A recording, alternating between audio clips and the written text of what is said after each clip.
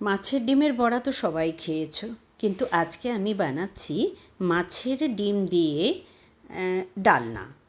রুই মাছের ডিম, আমি ফ্রেশ রুই মাছের ডিম নিয়ে এসে ধুয়ে তার মধ্যে আমি নুন, হলুদ, লঙ্কা পাউডার, কুচনো পেঁয়াজ, একটু সর্ষে তেল, আদা রসুনের পেস্ট এগুলো দিয়ে বেশ ভালো করে মাখিয়ে নিলাম। তারপরে একটু কাঁচা লঙ্কার পেস্টও দিয়ে দিলাম স্বাদটা ভালো আসার জন্য। ভালো করে হাত দিয়ে ডলে ওটাকে মেখে নিয়েছি। এবারে একটা স্টিলের ভগোনাতে আমি জল গরম বসিয়েছি। জলটা যেমনি ফুটতে লাগলো তখনই আমি টিফিন ডাব্বাটাতে ওইটা নিচে একটা স্ট্যান্ড দিয়ে বসিয়ে দিলাম। তারপরে 10 মিনিট পরে আমি এটা বার করলাম। দেখো কি সুন্দর হয়ে গেছে, একদম ভেপে উঠেছে, যেমনি আমরা ধোকার ডালনা বানাই সেই রকম।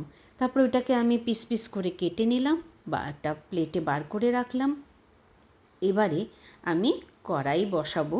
তার আগে একটু পেঁয়াজ, আমি কাঁচা লঙ্কা আর পেঁয়াজ একটুখানি পিষে নিলাম। তেল গরম হয়ে গেলে ওর মধ্যে আমি একটু গরম মশলা, আগে আমি ওইগুলোকে ডিমগুলোকে একটু সাঁতলে নিলাম, কেন কি একটু সাঁতলে নিলে বেশ টেস্টটা ভালো আসে।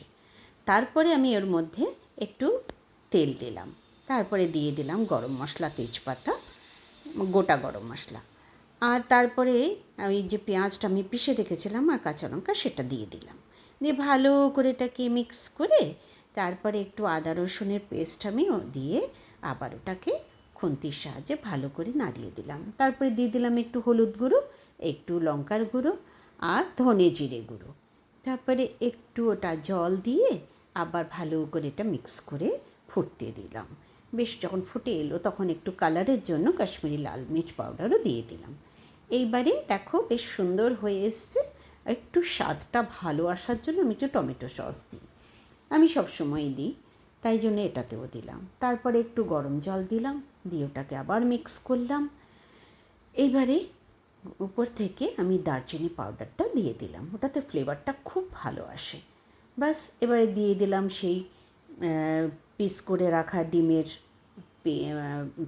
সেদ্ধ করা মানে ভাপা ডিমের পিসগুলোকে দিয়ে ভালো করে জল দিয়ে ঢাকা দিয়ে দিলাম। ব্যাস খুলে দেখলাম ঢাকনা বেশ সুন্দর একদম কষে গেছে। এবারে একটু গরম জল দিয়ে আমি ওটাকে ফুটিয়ে নিলাম। ব্যাস হয়ে গেল আমার মাছের ডিমের ডালনা। একদম বেশ সুন্দর কষা কষা, আর যা স্বাদ হয়েছে মানে কি বলবো। তোমরা এইভাবে বানিয়ে খেও, তাহলে দেখবে খুব ভালো লাগে। আর আমার চ্যানেলটাকে সাবস্ক্রাইব করো। টাটা।